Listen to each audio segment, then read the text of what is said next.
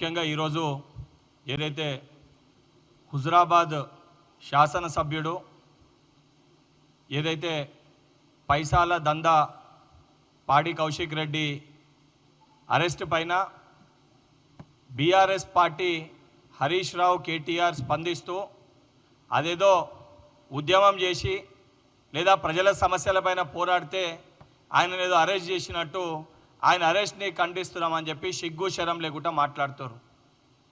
వాస్తవానికి మీకు సిగ్గు ఉండాలని చెప్పి కూడా నేను భావిస్తాను. ఎందుకంటే మీరు 10 ఏళ్లలో ఏ దందా అయితే చేసిర్రో మీరే వాడిని ప్రోత్సహించి కౌశిక్ రెడ్డిని ఈ రకంగా చేయాలని చెప్పి మీరు మీ పార్టీలోని ఎమ్మెల్యేకి నేర్పించి కౌశిక్ రెడ్డి ఏదైతే ప్రజల్ని బ్లాక్మెయిల్ చేస్తూ అడ్డంగా దొరికిపోతే ఎవరినైతే బ్లాక్మెయిల్ చేసిర్రో వాళ్ళు వెళ్ళి కేసు పెడితే దానిపైన కేసు రిజిస్టర్ అయ్యి దానిపైన వారెంట్ ఇష్యూ అయ్యి ప్రొసీజర్ ప్రకారంగా ఆయన అరెస్ట్ చేశారు. అరెస్ట్ చేసిన దాంట్లో ఈ క్రషర్ ఇష్యూ కూడా కమలాపూర్ మండలంలో వంగపల్లి గుండేడు గ్రామ శివారులో ఈ క్రషర్ ఉంటుంది. ఆ క్రషర్తో ఈయన ఎమ్మెల్సీగా ఉన్నప్పుడు ఏదో ఒప్పందం చేసుకొని ఊరిపైన ఏదో కొన్ని పైసలు ఇప్పిస్తా గ్రామ డెవలప్మెంట్ కోసం అని చెప్పి ఆ రోజు ఒప్పందం చేసుకొని క్రషర్తో మాట్లాడుకొని కొన్ని డబ్బులు ఈయన తీసుకుండు ఆ గ్రామానికి ఇవ్వకుండా.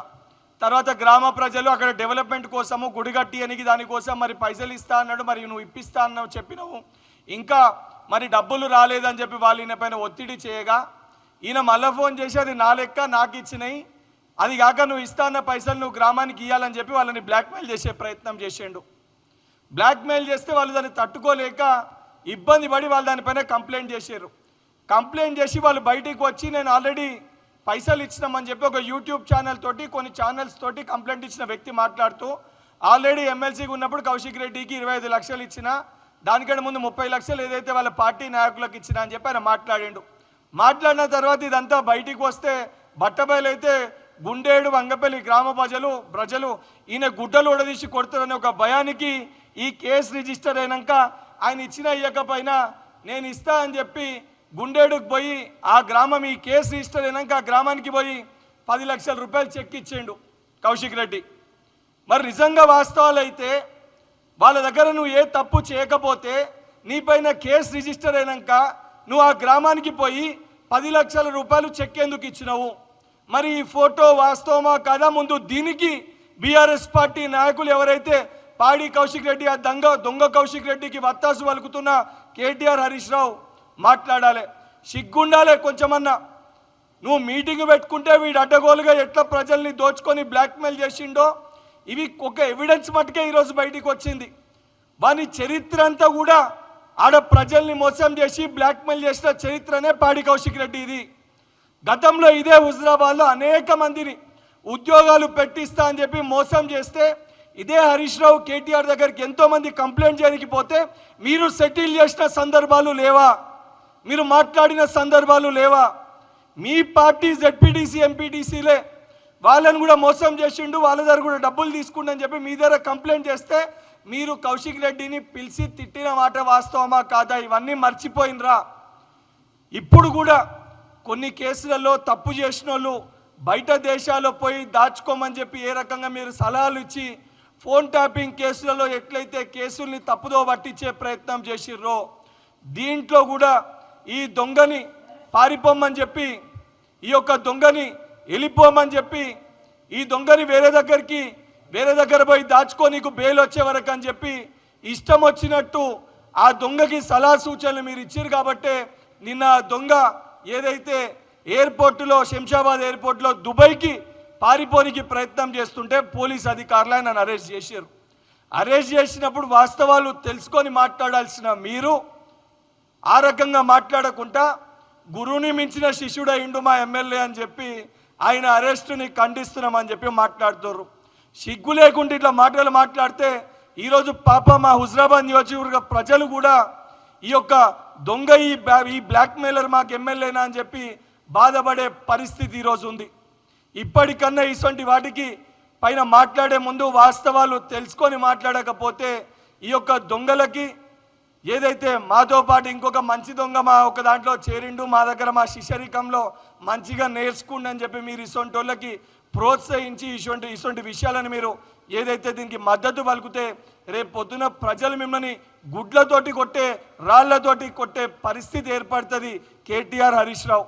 అండ్ పదే 2 రోజులకి వెళ్ళి మీడియాలో మాట్లాడుతూ బంకచెర్ల విషయాన్ని ప్రస్తావిస్తూ ఏదో బంకచెర్ల విషయము ముఖ్యమంత్రి గారు ఏదో తప్పు చేస్తుర్రు, మీరేదో సత్య హరిశ్చంద్రులు, మీరేమీ తప్పు చేయలేదనే విధంగా హరీష్ రావు మాట్లాడుతుండు.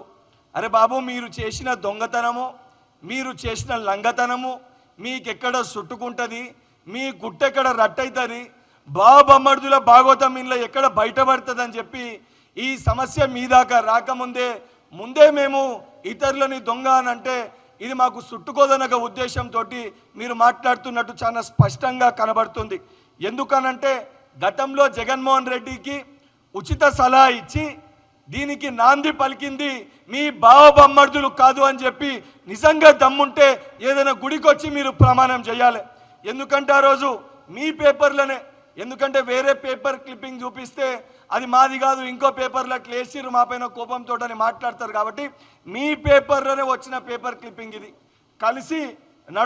కలిసి నడుద్దాం అని జగన్మోహన్ రెడ్డితో ఆ రోజు విందుకి పిలుచుకొని ఏదైతే ఆ రోజు మీ ప్రగతి భవన్లో కూర్చోబెట్టుకొని జగన్మోహన్ రెడ్డితోటి మాట్లాడి లోపాయిక ఒప్పందాలు చేసుకొని దాన్ని స్వయాన జగన్మోహన్ రెడ్డి ఆంధ్రప్రదేశ్ అసెంబ్లీలో కేసీఆర్ గారిని పొగిడి ఆ రోజు కల్వకుంట్ల చంద్రశేఖరరావు గారిని పొగిడినప్పుడు వచ్చిన ఆర్టికల్ ఇది. మరి నిజంగా మీరు సహకరించకపోతే ఆ రోజు లేని ఆలోచనకి సహకరించింది మీరు, ఆ రోజు లేని ఆలోచనని పుట్టించింది మీరు, ఈరోజు దీనికి నాంది పలికింది మీరు. మీ నినాదము ఇచ్చే ప్రయత్నం చేశారు, కానీ మా ముఖ్యమంత్రి గారి నినాదము దీన్ని ఆపాలే, దీన్ని ఇయ్యకూడదని చెప్పి ప్రొసీజర్ ప్రకారంగా కంప్లైంట్ పెట్టి తెలంగాణ రాష్ట్రం కొట్లాడింది నీళ్లు నిధులు నియామకాల కోసం. ఆ నీళ్ళని మీరు తప్పిదం చేస్తే ఈరోజు ప్రొసీజర్ ప్రకారంగా బంకచెర్లకి అనుమతి ఇవ్వకూడదని చెప్పి ఆల్ పార్టీస్ ఎంపీస్ తోటి మీటింగ్ పెట్టి ఢిల్లీకి వెళ్ళి కేంద్ర మంత్రిని కలిసి కంప్లైంట్ ఇచ్చిన నినాదం ఏదైతే మా ప్రభుత్వాన్ని, మా ముఖ్యమంత్రిది, మా ప్రజా ప్రభుత్వాన్ని, మీ నినాదం ఇది, మా నినాదం ఇది. ఇది చాలా స్పష్టంగా ప్రజలు కూడా గమనిస్తుర్రు. మీరు చేసిన దొంగతనాలని ఈరోజు దొంగలే దొంగతనం అయింది, దొంగలే దొంగతనం చేసిండ్రు అనే ఒక ఇతరులని దొంగతనం చేసిర్రు అని చెప్పే మీ నినాదాన్ని ప్రజలందరూ కూడా గమనిస్తుర్రు. ఇప్పటికన్నా నిజంగా మీకు దమ్ము ధైర్యం ఉంటే, ఈ బాబామర్దులకి దమ్ము ధైర్యం ఉంటే బయటికి వచ్చి ప్రమాణం చేసి ఇందులో మేమేమీ తప్పులు చేయలేదు, ఏమీ తప్పులు జరగలేదని చెప్పి ప్రజల సాక్షిగా మీ యొక్క నిబద్ధతని మీరు చాటుకోకపోతే ప్రజలు మిమ్మల్ని రేపొద్దున అసహించుకోవడమే కాదు, తెలంగాణకి చేసిన ద్రోహానికి రేపొద్దున కనీసము శాసనసభ్యులుగా మీకు ఎన్నికల్లో డిపాజిట్ వచ్చే పరిస్థితి కూడా ఉన్నదని చెప్పి కేటీఆర్ని హరీష్ రావుని హెచ్చరిస్తున్నా. దానితో పాటు నిన్న వారి కూతురు కల్వకుంట్ల కవిత గారు మాట్లాడుతూ ఏదైతే పేపర్ టైగర్ అని చెప్పి ముఖ్యమంత్రి గారిని ఉద్దేశించి మాట్లాడుతారు. అరే అమ్మా, మీ అయ్య పేపర్ టైగరు. ఇదే వాసాల మర్రి గ్రామానికి సంబంధించి మీ అయ్య ఆ రోజు ఏదైతే వాసాల మర్రికి పోయి ఆడ ఆగవ్వని కలిసి ఆగమాగం చేసిండు. ఆగవ్వని కలిసి ఇల్లు కట్టిస్తా, ఈ వాసాల మర్రిని నేను దత్తత తీసుకుంటున్నా, ఇక్కడ ప్రజలందరూ కూడా ఏదైతే చాలా అద్భుతంగా ఈ వాసాల మర్రిని తీర్చిదిద్దుతా అని చెప్పి మీ అయ్య రోజు ఆగమాగం చేసిండు. మీ అయ్య పోయి ఆగమాగం చేసి వాగ్దానాలు చేసినాక వాసాల మర్రి గ్రామ పరిస్థితి ఈ రకంగా ఉండే. మీరు మాట ఇచ్చి మీరు ఇల్లు కట్టియాక అక్కడ ప్రజలని ఆగవ్వనే కాదు మొత్తం ఆగవ్వని ఆగం చేసిర్రు. వాసాల మర్రిని కూడా పాపం వాసాలు లేకుండా అక్కడ ప్రజలను కూడా మీ అయ్య ఇబ్బంది పెట్టిండు. మీ అయ్య ఇబ్బంది పెడితే అక్కడ ప్రజలు ఇబ్బంది పడుతుంటే ఈరోజు బాధ్యతతోటి అక్కడ ఉన్న ప్రజలకి ఇల్లు కట్టించాలి, ఇందిరమ్మ ఇల్లు ఇవ్వాలని చెప్పి నిన్న పోయి గౌరవ మా మంత్రి గారు పొంగులెట్టి శ్రీనివాస్ రెడ్డి గారు, అదేవిధంగా మా ఎంపీ గారు, స్థానిక ఎమ్మెల్యే అక్కడ అందరూ వెళ్ళి ఆగవ్వకి ఇందిరమ్మ ఇల్లు ఏదైతే సంబంధించి ఆమెకి ఇవ్వడం జరిగింది. ఇది మా చిత్తశుద్ధి, ఇది ప్రభుత్వం ఒక చిత్తశుద్ధి. ఆ రోజు మీ అయ్య నిజంగానే ఆగవ్వకి ఇల్లు ఇచ్చింటే ఆగవ్వ ఎందుకు ఆగమవుతుండే, ఇవాళ మళ్ళీ ఈ ప్రజాప్రభుత్వంలో ఎందుకు ఇందిరమ్మ ఇల్లు ఇచ్చే పరిస్థితి ఏర్పడుతుండే. ఈరోజు మా ముఖ్యమంత్రి నిజమైన టైగర్, ఇచ్చిన మాటని నిలబెట్టుకోవాలని ప్రజల సంక్షేమం కోసం కృషి చేయాలని చెప్పి ఒక బాధ్యతతోటి ఇంద్రం మిల్లు ఇస్తుంది గౌరవ ముఖ్యమంత్రి గారు. మీ అయ్య పేపర్ టైగర్ కాబట్టే అడ్డగోలుగా ఏదైతే వాగ్దానాలు చేసి ఆ రోజు ఆగవ్వ దగ్గర పోయి కలిసి భోజనం చేసి ఏదైతే ఆగవ్వని పక్కన కూర్చోబెట్టుకొని ఇల్లు కట్టిస్తా అని చెప్పి ఏదైతే భోజనం చేసి దాన్ని కేవలము మన రాష్ట్రంలో గారు నేషనల్ మీడియాలో కూడా దాన్ని ప్రచారం చేసుకొని దాన్ని లబ్ధి పొంది రాజకీయంగా ఇల్లు కట్టి అని ఒక చరిత్ర మీ అయ్యది, మీ కుటుంబానిది. ఇప్పటికన్నా మాట్లాడే ముందు మీరు చేసిన దొంగతనాలు, మీరు చేసిన అక్రమాలు, మీరు చేసిన అవినీతి తెలంగాణ ప్రజలకి దాని గురించి క్షమాపణ చెప్పకుండా దొంగలు ఈరోజు ఇతరులపైన మీరు చేసిన దొంగతనాన్ని రుద్దే ప్రయత్నం చేస్తే తెలంగాణ ప్రజలకి వాస్తవాలన్నీ తెలుసు. ఇదే రకంగా మీరు యొక్క ప్రవర్తన ఉంటే రేపు పొద్దున మీ కుటుంబంలో ఎవరు బయట తిరిగినా కూడా మిమ్మల్ని గుడ్డలు ఉడదీసి ప్రజలు మిమ్మల్ని ఉరికిచ్చే పరిస్థితి ఏర్పడుతుంది. ఫార్మ్ హౌస్లో కూర్చున్న కల్వకుంట్ల చంద్రశేఖరరావు గారు మీ కుటుంబ సభ్యులని కూర్చోబెట్టుకొని వాస్తవానికి మీరు చేసిన తప్పులు ఏవైతున్నాయో వాళ్ళకి బోధించుండ్రి. బోధించకుండా వాళ్ళు నువ్వు చేసిన దొంగతనాలు వాళ్ళకి తెలియకుండా నువ్వు వాళ్ళకి తెలియకుండా ఏదైతే దాచిన డబ్బు ఏదైతుందో నువ్వు చేసిన దొంగతనాలను కూడా ఇతరులు చేసిరని చెప్పి స్వయంగా నీ బిడ్డ నీ కొడుకులే నిన్ను ఇరికించే పరిస్థితి ఉంది. సో రేపు పొద్దున నీ కుటుంబంలో వల్లనే నీ కుటుంబ సభ్యుల వల్లనే రేపు పొద్దున వాళ్ళిరికే పరిస్థితి ఏర్పడితే ఇవన్నీ మేము చేయలేదు, మా నాయన ముఖ్యమంత్రిగా చేసిర్రు, మా ముఖ్యమంత్రి ఆదేశాల మేరకే మేము ఆ రోజు సంతకాలు పెట్టినామని చెప్పి నీ బిడ్డ అల్లుడు కూడా రేపు పొద్దున వాళ్ళే నిన్ను జైలుకి పంపించనీకి కారకులైతారు. ఈ మాట గుర్తుపెట్టుకో. ఇప్పటికన్నా బీఆర్ఎస్ పార్టీ నాయకులకి కార్యకర్తలకు కూడా నేను విజ్ఞప్తి చేస్తున్నా. ఈ దొంగలు అడ్డగోలుగా ప్రజల్ని దోచుకొని మిమ్మల్ని కూడా అనేక సందర్భాల్లో మోసం చేసిర్రు. ఈరోజు వాళ్ళ యొక్క బాటలలో పాడి కౌశిక్ రెడ్డి కొంతమంది ఎమ్మెల్యేలు కూడా కొంతమందిని బ్లాక్మెయిల్ చేసి ఈ బ్లాక్మెయిల్ దందాలకి పాల్పడుతుర్రు. అసొంటి వాళ్ళ వైపు ఉంటే మీ గ్రామాల ప్రజలు కూడా రేపు పొద్దున మిమ్మల్ని కూడా తిరస్కరించే పరిస్థితి ఉంటుంది. మీరందరూ కూడా ఒకసారి పునరాలోచించుకోండి.